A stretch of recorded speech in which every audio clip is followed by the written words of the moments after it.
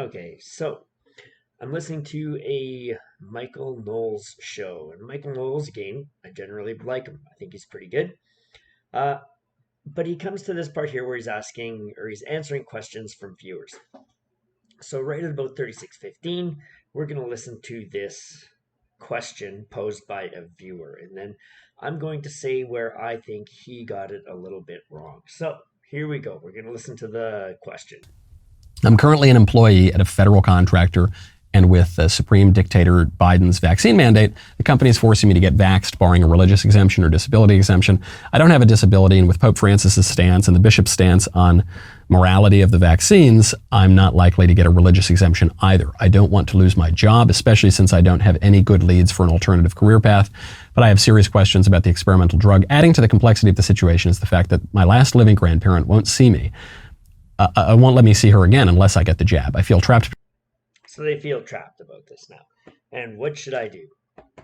So Michael Knowles basically goes on to say, if you're thinking about getting the jab or not getting the jab, and you're under pressure from a job or from society in general to do so, then you should resist that at all possible costs, but that it is a legitimate consideration when a family member, in this case the oldest living grandparent, says, I won't see you unless you get the jab. So Michael Knowles says, yeah, if um, that is a legitimate concern. If you want to see that grandparent, then that is perhaps a reason to actually weigh the um, weigh the possibilities, the positives and the negatives, and say, look, it's a risk I'm willing to take because I want to spend some time with that person and see them, since they probably don't have much longer left in this world. So that's what he says. Now, I think he is wrong on this. And I see something like this very similar to what I see when you watch a show like a Judge Judy or a People's Court or something. And you often have cases there where there's family members and there's been a loan made or some kind of money or some kind of activity done for somebody, and they don't get paid back or get paid for it. And this happens again and again, and then finally they're doing something. And when they're asked, why didn't you why did you subsequently lend them more money when they hadn't paid you back in the past? Or why didn't you sue them the first time this happened? And almost always the response is, well, yeah, but they're family. They're family. I couldn't sue them. They're family. I couldn't, like, that's just being a jerk, right? You have to cut family some slack. You have to do whatever. But I hear this and I think this is a foolish statement. It's something I don't understand. It is something I've pretty much never understood. Because here you are, and here this person is saying, should I violate what I think is the right thing to do, which in this case, it's not getting vaccinated against COVID? They say, should I do that because my grandparent has said that they won't be able to see me unless I, you know, go against my particular desires and get vaccinated? Well, I say that person doesn't care about you. That person has already written you off.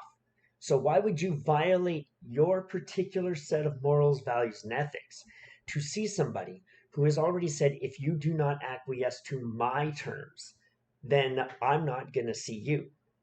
They've already made their choice. And for me, that's all I need to know. So I say, great, you've made your decision. You're not seeing me because you don't want to see me. Not because I don't want to see you, because I do. I'd be more than happy to come and spend time with you and enjoy your company and make use of these last few years or months, whatever it is we may have. But you have made the decision that because I don't want to do something to my body, a medical procedure that I don't need, I have no reason to get this, then you're going to cut me out. So that's fair enough. So I wouldn't lose sleep over it. I would say, great, we had a wonderful run. We spent some good times together. And I guess it's over now. And I would think this doubly if at any point during this pandemic, which I think has not been an epidemic at all, it has maybe been pandemic, meaning globally spread.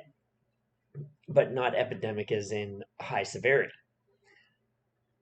If at any point before the vaccines were available, if this grandparent had spent any time with this person, and now they say, no, I'm cutting you off, that to me is unconscionable.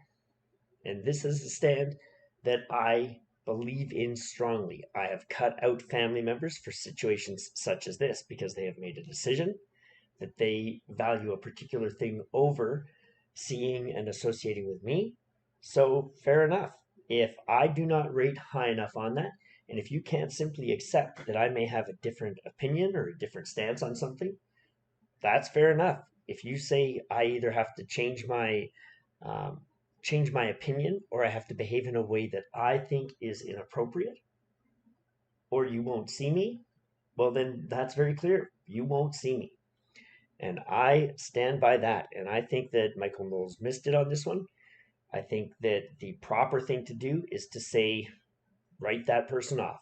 Just count that you had some good times, you enjoyed it, and now it's over. And that is a bit of a sad thing, but hey, all good things must come to an end.